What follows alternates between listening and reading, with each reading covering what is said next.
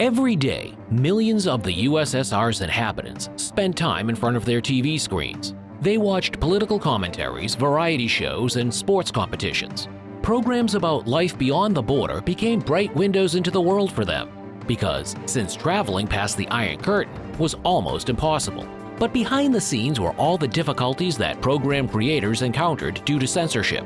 It was not rare for them to have to resort to crafty tricks and complex roundabout ways of keeping the scenes interesting for their viewers, since television in the Soviet Union, from the very beginning, fell under the vigilant gaze of the Communist Party. In this release of Histographics, we'll be telling you about the sort of television there was in the USSR.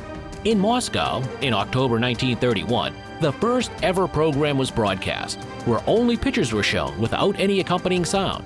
But even these images had been selected to align with the political party.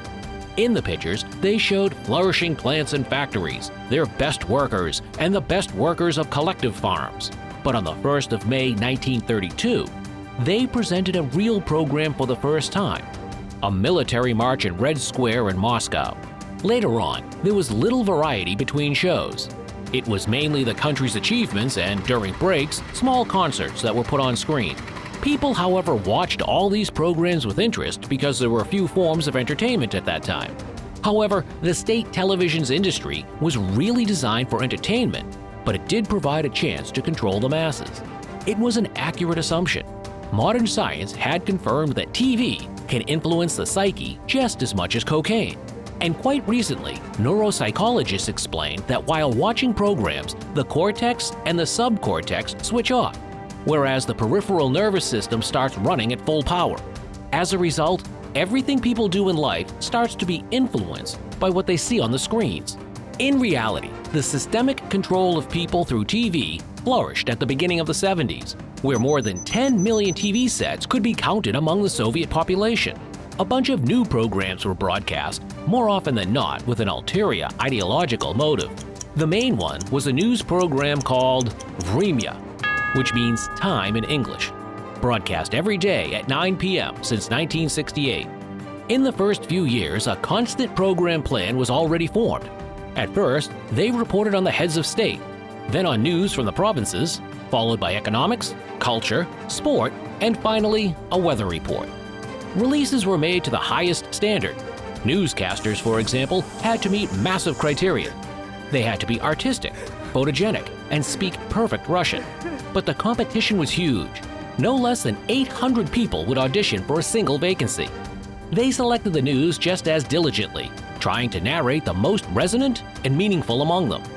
They were always in line with the politics of the Communist Party, however. Nevertheless, the program Vremya, just like every other program, was never broadcast without the censor's blessing. In the Soviet Union, the media was controlled by General Directorate of Literature and Publishing, or Glavlit, with numerous branches across the country. Every day, editors came with texts to be checked by censors so they could release them. Material had to be checked and receive a stamp, along with the censor's serial number. Before giving them the go-ahead, the bureaucrats would sift through the texts, checking they correspond to established demands. You would struggle to hold the volume containing those rules in your hands. The one kept in every censor's safe was very thick and very heavy. The rules contained all words that could be used and a list of plants, factories, and other organizations permitted for publication. The remainder was forbidden, and filming was presented with additional demands. For instance, it was forbidden to film an object or landscape from above, since it could be tied to a particular local area. Supposedly, it destroyed the military or economic secrecy that Glavlit was part of. Other than that, censors wouldn't allow sex scenes, cruelty, and violence to be broadcast. Honestly, several researchers have remarked that in the last case, their approach was quite biased. In the film Come and See, for example, which was filmed at the Belarus studios, terrifying scenes of the fascists abusing the locals of the Belarusian countryside were shown. But these shots were permitted since they reminded people of the recent enemy's brutality. But still, the most important directive of a censor's work was their fight with so-called anti-Soviet propaganda. Into this category fell not only direct criticisms of the Soviet authorities, but also many completely unexpected factors. One extraordinary case occurred when a routine release of a Soviet intellectual game show called what, where, and when was being recorded. In the studio, polymaths replied to viewers' questions, and one of them said this: "An axe, which has been tossed into nothing, will fly around the Earth like Sputnik does." The question was considered anti-Soviet provocation, since at that time, the USSR had announced that space was no place for weapons. They had to change the word axe to subject, even though this wasn't connected to the essence of the question. Criticism of censorship was rarely permitted too. It was believed that the powers of the country effectively neutralized any shortcomings that arose in the state, and that there was no need to put society's plights on show. In truth, the negative side of life still reached the screen, mainly in the form of comedies. The show Club of the Funny and Inventive People, KVN, had a special place in the people's heart. The show came in the form of a competition between young teams made up of higher education establishments, enterprises, and towns from the whole country. It was never broadcast live and was pre-recorded, so they had time to scrap impermissible jokes. But sometimes they slipped through. The competition's participants learned to subtly mention the deficit of certain goods, corruption, bribery. For this reason, the head of the program had to resort to various tricks a few times.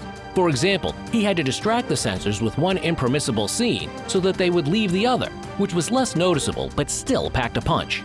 Nevertheless, KVN was shut down in 1972. The decision was formally taken on the pretext that several participating members from a team in Odessa had appeared on the show with full beards. Back then, there was a strict dress code for the program's participants.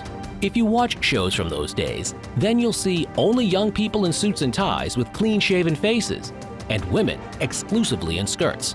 In the given case of beards, however, it's most likely they were just using a pretext. People have testified that really, the program was taken off air due to its hostility to the country's ideology. It was much the same circumstance with the recording of artistic films, which were released in cinemas and on TV. So that censors would cut out parts which were uncomfortable for the authorities, the picture's creators had to virtually sidestep what was forbidden. So in one of the Soviet hits from the 70s, the comedy The Diamond Arm, there were quite a few scenes which they had to allow.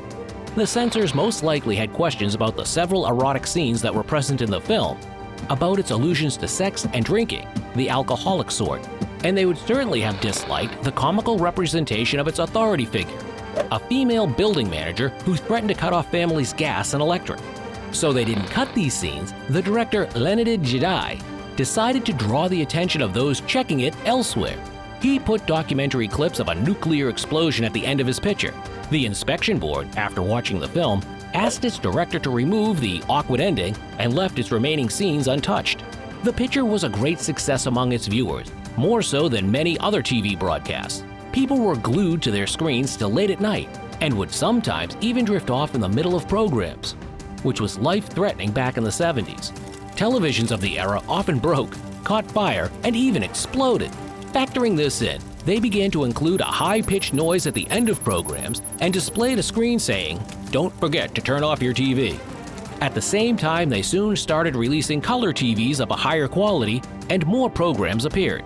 In 1960, viewers were finally able to view beyond the Iron Curtain from the comfort of their own couch. The program Travelers Club was broadcast, and at a first glance, it seemed they were showing you life abroad without any catch. In actuality, fact censorships cruelly controlled the club's releases. Programs had to be split into two parts. At first, they put the lives of socialist states on display, albeit only from the positive side. Tales of the capitalist world made up the ending of the show. Whenever they were shown, viewers were told each time of the lack of rights, the poverty, and the moral bankruptcy of people from that side of the curtain.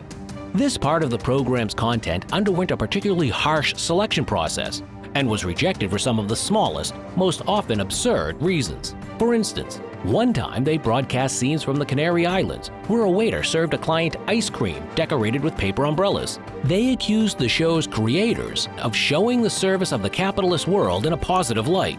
But still, pictures of the happy life in the West time after time appeared on the screen. Viewers saw with their own eyes that the lives of their ideological enemies were nowhere near as bad as they had been told. They also got to know the noteworthy Western academics and travelers Jacques-Yves Cousteau and Thor Heyerdahl, who were guests of the club. And on another program, Melodies and Rhythms of Foreign Stage, For the first time, Soviet viewers saw the performance of Western entertainers. For the most part, they weren't stars at an international level. Their songs were selected, above all else, for how well they gelled with the communist ideology. And the artistry, execution, and vocals of a work took second place.